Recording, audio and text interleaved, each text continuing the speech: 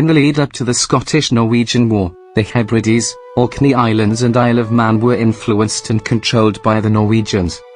The Norwegian suzerainty had been contested in the 1240s by the then Scottish king, Alexander II, who began questioning the Norwegian king Haakon IV.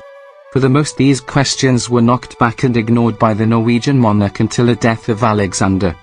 In 1262, after Alexander II died, his son, Alexander III, took reign and obtained a majority support among his clansmen. One of his first acts was intensifying the Scottish demands. He sent a final request to Haakon saying that if he did not sell the islands, they would be taken by force.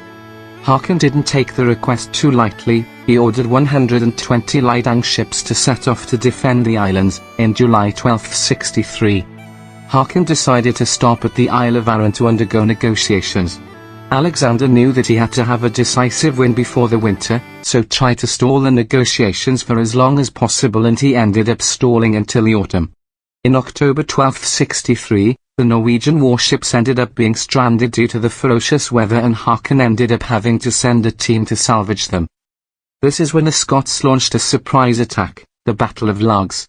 On October 2, while the Norwegians were salvaging their ships and supplies, Alexander of Dundonald led the main Scottish army, composed of infantry and cavalry, up to the scene.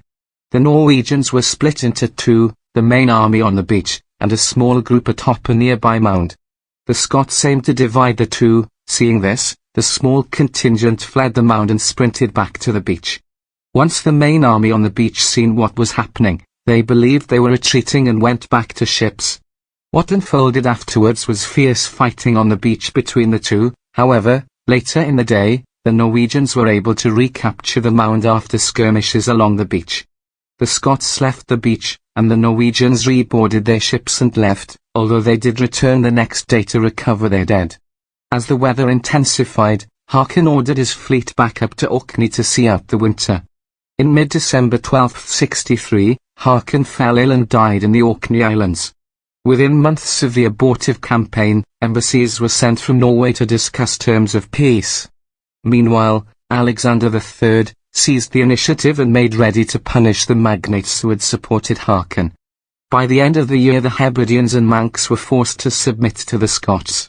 In 1266, almost 3 years after the battle, terms of peace were finally agreed upon between the Scottish and Norwegian kings.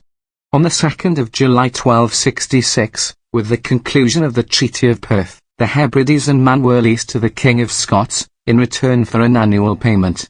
As it happened, Norwegian rule over the Hebrides would never return, with the Kingdom of Scotland eventually discontinuing their payments to the Norwegian crown. The treaty also entailed Scottish acceptance of Norwegian rule over Orkney and Shetland. Norway is said to have lost 12,000 men, whereas the Scots lost 5,000 men.